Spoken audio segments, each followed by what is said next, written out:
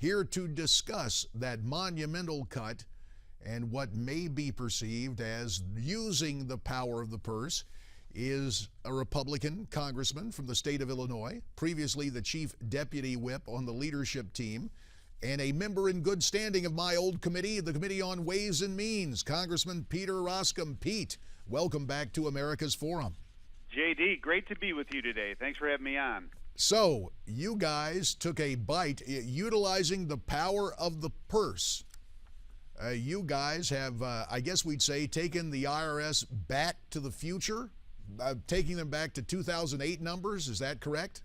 It's actually, it is actually the way the system is supposed to work. So to your point, the IRS is now completely exposed as a rogue operation and really instituting an insidious agenda and targeting the American people. And so now the American people, through their elected representatives, push back hard on that. And the best way to do it is on the financial side. So using the appropriations process to rein in the Internal Revenue Service and to push back against them, to limit their resources, to cut off their bonuses, to make sure that their records are not destroyed, to go after the waste, and ultimately to have a restraining influence and to stop the targeting of conservatives. Well, Pete, you know that there are those on the left, the big government types, who are going to say, when you cut the enforcement budget, you're going to make it easier for people to cheat on taxes. What's your response to that argument? Look, I mean, I've heard for the past couple of weeks, both in the Ways and Means Committee and on the floor a couple of days ago,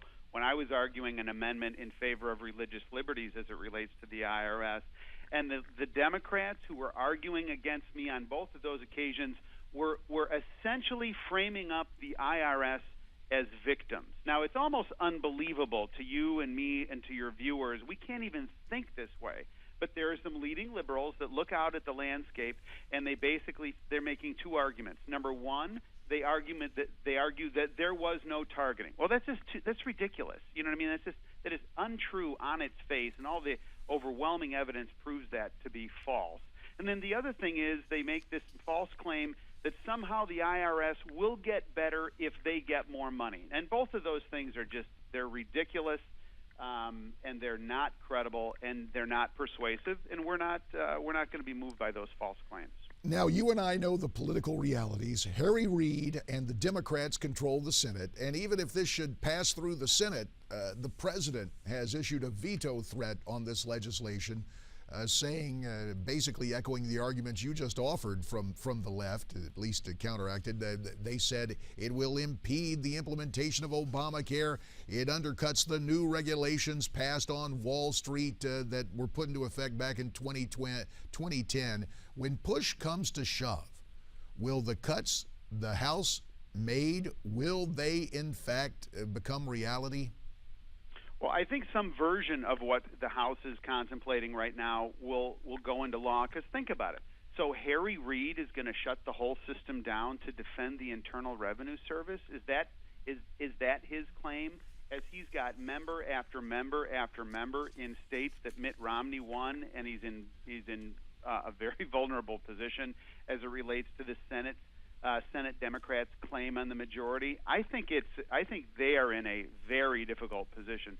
They now have to defend the Internal Revenue Service. They have to defend Obamacare, and I think that there's a bunch of Senate Democrats that basically go to Harry Reid and say, look, you're on your own on this one. I am not going to be out there on the tip of the spear at going into the 8 weeks before a general election starting around Labor Day as the guy that's defending Lois Lerner and defending all the corruption that's happening. And so I think the dynamic has fundamentally shifted.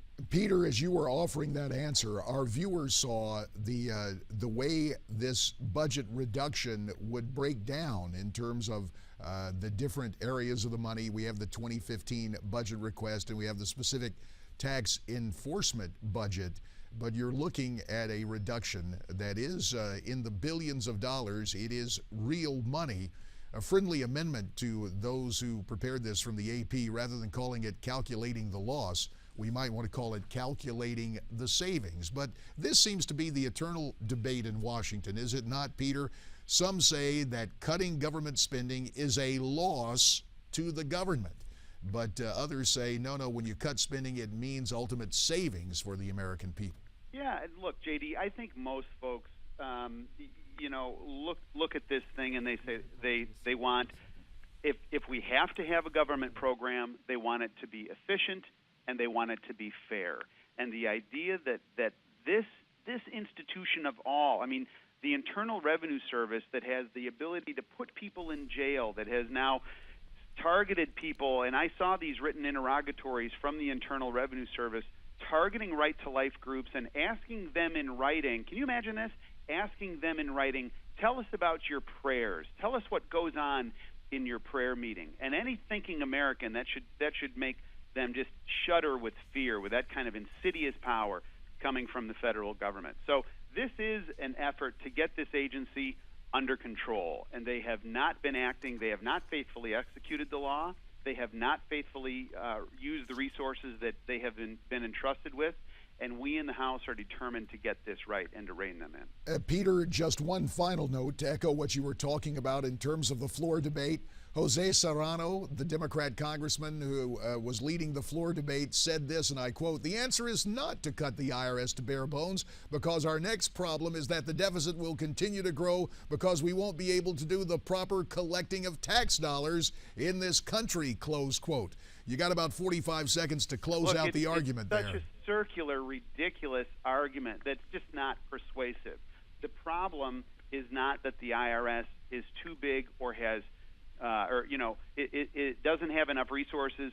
They've got plenty of resources. And if they've got enough resources so that Lois Lerner had the free time and the ability to do what she was doing, if they've got the resources for those emails to mysteriously disappear, then they've got plenty of resources that they need. In fact, they've got too much, and the House is going to do something about it. Congressman Peter Roskam, we appreciate your time and your input on this important legislation. Take good care. Thanks for joining us. America's Thanks, JD. Forum will continue following this time out.